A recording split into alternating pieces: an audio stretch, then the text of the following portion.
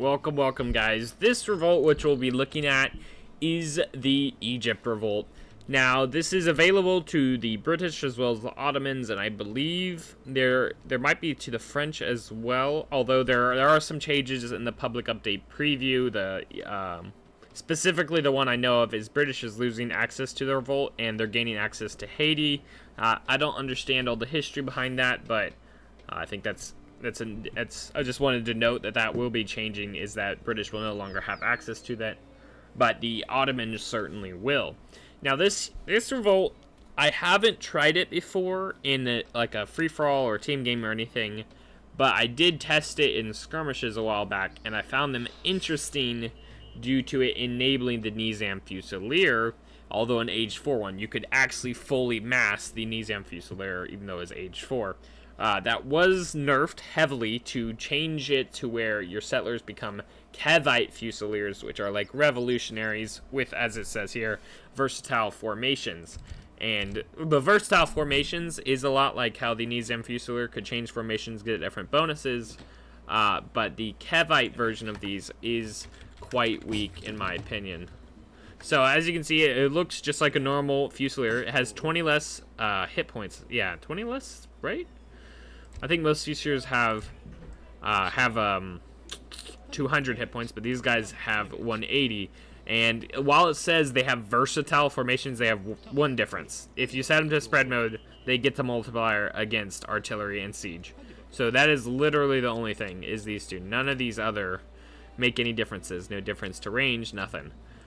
So while it says they have versatile formations, they have two that do different things. Let me go on Nova and Orion. There is a unique thing about this revolt, is that every time you send a shipment, every time you send a shipment except this one, like if let me ship just a fort, you'll get a Mameluke. Now this Mameluke will be stuck at age 4, so while this is good in 1v1s, it's not like you're getting Imperial Mamelukes later on in the game, which is probably a good thing because that would probably be broken. This also allows you to train Mamelukes and Stratiots, which is cool, except that after your revolt, you usually don't have much eco. So spending this much on Mamelukes and Stratiots, especially late age 4, is going to be a little bit weak. You do have this infinite 5 Stratiots and a Mameluke, so that'll be quite nice. If you're doing a team game and it doesn't get to age 5, this will be a very nice shipment to have, is the infinite 5 Stratiots.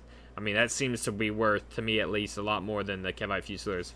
Now this shipment here, which I should have talked about, it's the Egyptian army reform. Kevite Fusiliers gain extra resistance against siege attacks, as you can see here, 10%, and have their costs split into food and coin. That seems like a big nerf. Trading 10% siege attack for food and coin costs, I don't know, it just doesn't seem very good to me. And instead of a Mameluke, you receive 4 extra Kevite Fusiliers for the shipment. So trading 10% siege resist for a 50% coin cost, or 50 coin cost, and I don't like that, man. I mean, 10% siege resist is nice, but it's not. I don't think it's worth the 50 food, 50 coin, in all honesty. I'd rather just keep them 100 food and keep them normal. Actually, one thing I didn't mention is that when they changed to the stagger mode and have the multiplier, they also gain 3 range, so they can hit those cannons a little bit better. I feel like 1.5 is too few, though. I mean, 24 times 1.5, what is that? 12 plus 24, so it's like 36 damage. 36 damage against cannons in ranged attack is bad, because cannons have, cannons have what, 75% range resist? That is not much. I mean, changing the multiplier is nice, but it's not doing like any substantial amount of damage. So it just feels weak sauce. I don't know. I'd honestly rather have the 200 or 20 extra HP than the multiplier here. Although you could switch it to this mode just for the extra range if you're fighting like infantry. So I guess that is slightly unique, but 15 range isn't great in itself. Like age 3 Carolines can get 15 range. So other than that, there is some interesting shipments here. We have the Centaur Horsemen, so that's a nice one-time shipment. Very tanky guys that are very good against cannons and stuff.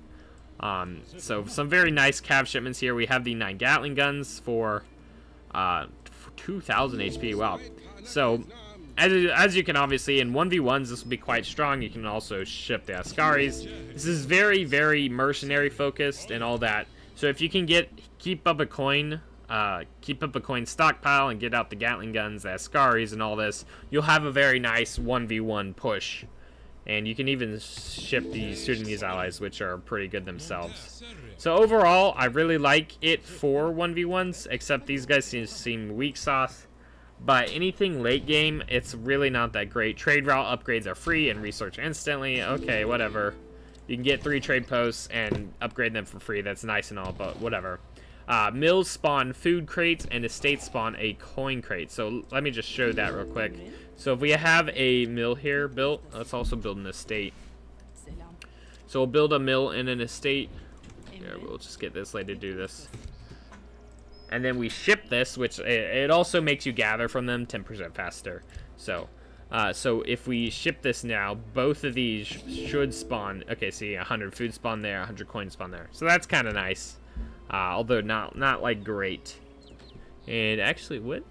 I can build 103 citizens then. That's a little interesting. I definitely like this Revolt more when you could get age 4 Nizam Fusiliers. So while you were stuck with age 4 units, they were Nizam Fusiliers, so they were more like age 5 units.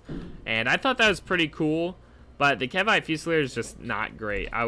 It feels like a pretty boring later on civ, which I think Egypt has a pretty rich history from that time. So I definitely think you could do more with this Revolt. Focus more. You could probably focus on the mercenary side because that's what we're going for. So you could add some ability to unlock Imperial mercenaries or something like that. And then this would be really worth it, but you won't have the Imperial, you won't have the age 5 economy, so you'll be subsidizing? So while you won't have a good economy and your other units won't be that great, you'll be able to get Infinite 5 Strati out sometime, Imperial Age. And maybe you could even add, whatever, like an age 5 upgrade for horse artillery, so you have Imperial mercenaries, Imperial horse artillery, and it would be a cool pattern. Like, you wouldn't make this too strong by just making a free shipment, but you could make it like if you put a 3 shipment cost on this and it makes your guys Imperial, that's quite a lot. Spending 3 shipments on a card here, like Mexico can do, to get Imperial Age, quote unquote, mercenaries it would cost a lot, but it would be totally worth it if the game went late enough. So I just think there's very simple things here to make this Revolt good for like a little later than the initial push. Although this is definitely going to be strong in those initial 1v1 pushes. So I think that's all for this Revolt, and I'll see y'all for the next one.